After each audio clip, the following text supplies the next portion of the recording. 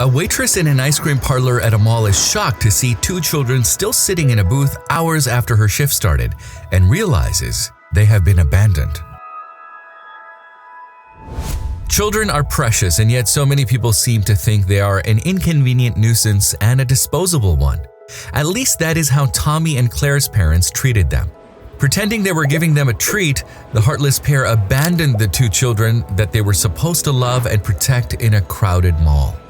Courtney Murphy first noticed the two kids when she served them two huge banana splits that had been ordered and paid for by a tall blonde woman in sunglasses. Courtney thought that the sunglasses were a bit weird since they were inside a mall, but hey, she'd seen weirder. It was a Saturday and the ice cream parlor got crazy busy. That was why Courtney only noticed that the two kids were still sitting in the same booth 3 hours later near the end of her shift.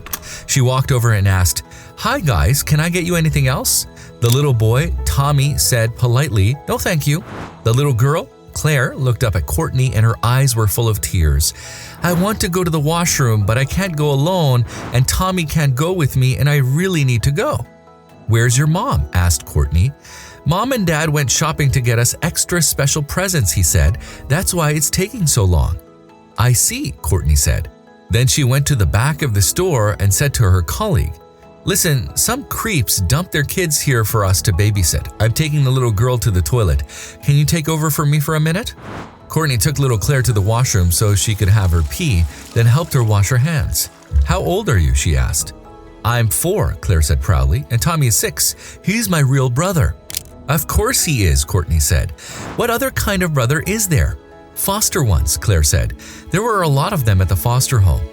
"You are in a foster home?" asked Courtney. "I thought you were waiting for your parents." "Oh, we are," Claire said. "We were in a foster home, then Mom and Dad adopted us." "I see," Courtney said, leading Claire back to the ice cream parlor where Tommy was waiting.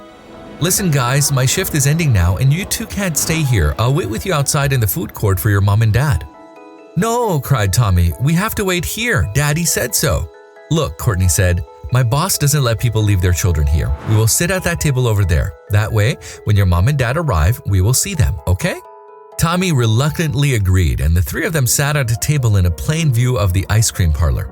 After a while, Courtney got the children hamburgers and french fries, and they played I Spy. The hours went by, but Tommy and Claire's parents didn't show up. Finally, it was 9 p.m. and the mall was about to close.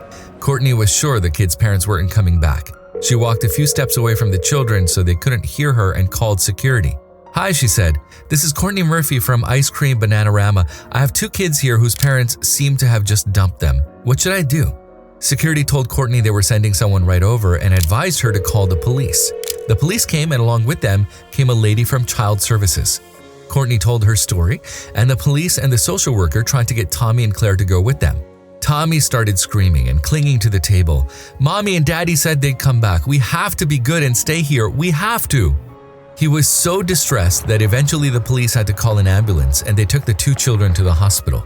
Courtney went along with them, hoping a familiar face would make things easier. In the ambulance, Claire and Tommy clung to her. When they arrived at the hospital, the social worker requested that the children be seen by a doctor to make sure they were okay. The doctor gave Tommy a sedative, then he took blood and examined the 2 children. He gave Tommy a clean bill of health, but he frowned when he examined Claire. A few hours later, he came back and he looked very grave. "Are you these children's guardian?" he asked the social worker sitting next to Courtney. When the woman confirmed, he said, "The little boy is healthy, but I'm afraid the little girl is very sick. She needs immediate treatment." "Sick?" asked the social worker. "What's wrong?" "She has leukemia," he said. "You didn't know?" "No," the social worker said. "These children were abandoned at a mall this evening." "They told me they are adopted," Courtney said, "and their brother and sister." The social worker logged onto the database and discovered that Tommy and Claire had been adopted, but they were supposedly living in a town 200 miles away. "They dumped them here hoping we'd never find out," the social worker said. "But why?" asked Courtney. "Why would they do that?" The doctor was shaking his head sadly. "They probably found out about Claire's illness," he said.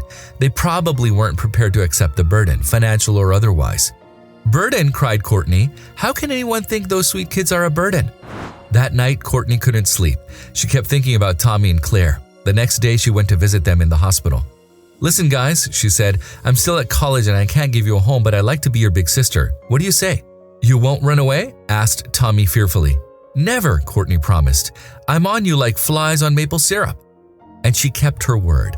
5 years later, when Courtney finally graduated from college and got a good job, she adopted Tommy and Claire, who had fortunately overcome her illness. They were a family forever. If you liked the video, please give it a thumbs up and consider sharing it with someone who may find it interesting. Thanks for watching, and I'll talk to you in the next one.